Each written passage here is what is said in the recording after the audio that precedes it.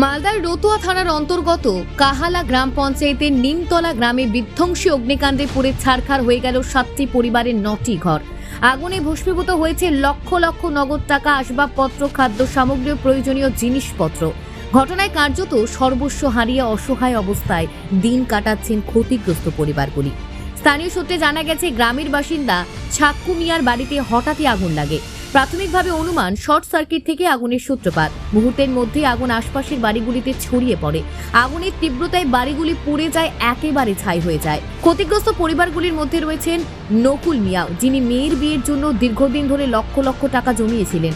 দুর্ভাগ্যবশত সেই সমস্ত টাকাও আগুনে পুড়ে ছারখার হয়ে যায়। একটি নয়, একের পর এক পরিবার তাদের সব কিছু হারিয়ে পথে বসেছেন। খাদ্য সামগ্রী, পোশাক, বিছানা, বালিশ থেকে শুরু করে জীবনের জরুরি সমস্ত জিনিসই এখন নিঃশেষ। এই বিষয়ে ক্ষতিগ্রস্ত পরিবারগুলির 2 সদস্যকে জানিয়েছেন, শুনুন। কিরকম যে আগুন লাগলো তা আমরা বুঝতে পারলাম না। আমরা সব বাইরে বাতাস খাচ্ছিলাম, ওখান থেকে আসে সব চিতামাচি করলো। আমাদের আগে লেগেছিল কাকার বাড়িতে, ছাক্কু মিয়া, ওর বাড়িতে। তারপরে ওর বাড়িতে আগুন লাগলো, তা নিভাতে নিভাতে দেখছে আমাদের বাড়িতে লাগে পড়লো আগুন। ছাক্কু মিয়ার হলো 3 ছেলে আর একটা ছাক্কু মিয়া 4। আচ্ছা, আর আপনাদের?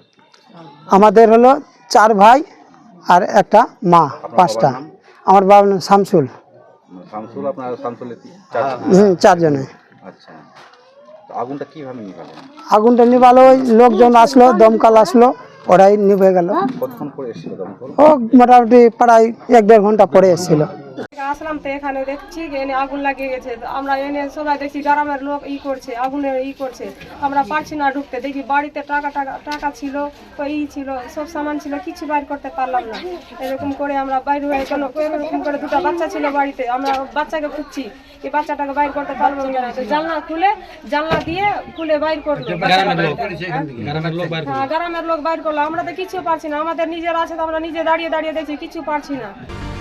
ঘটনায় গ্রামবাসীরা অভিযোগ করেছেন, দমকল ইঞ্জিন অনেক দেরিতে ঘটনাস্থলে পৌঁছায়, ততক্ষণে আগুন সবকিছু ছাই হয়ে যায়। শুধু তাই নয়, এলাকার বিধায়ক কিংবা প্রশাসনের পক্ষ থেকেও দীর্ঘদিন ধরে দমকল কেন্দ্র স্থাপনের কোনো কার্যকর পদক্ষেপ নেওয়া হচ্ছে না বলে অভিযোগ তাদের। শর্ট সার্কিটের জন্য ছাক্কু মিয়ার বাড়িতে আগুন লাগে। ছাক্কু মিয়ার বাড়ি থেকে ওই কাবির মিয়া আছে, আজরুল মিয়া আছে, বাদশা মিয়া আছে, তাদের বাড়িতে যাই আগুনটা। এরা ছাক্কু মিয়ার ছেলে, সব আলাদা। ওর 3টা ছেলে এখানে, 3টারই বাড়ি পুড়ে যায়। ছাক্কু মিয়ারও বাড়ি পুড়ে যায়, 4টা বাড়ি এনাদের পুড়ে।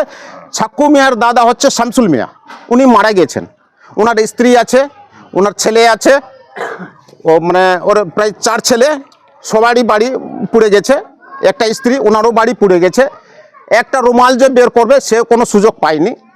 আর কালকে মানে এমনই তও ছিল, এই গরমের কারণে টোটাল জিনিসটা এদের পুড়ে ছাই হয়ে যায়। গ্রামবাসী বিভিন্ন রকম সহযোগিতা করে আমাদের পুরো গ্রামটাকে বাঁচিয়ে নিয়েছে।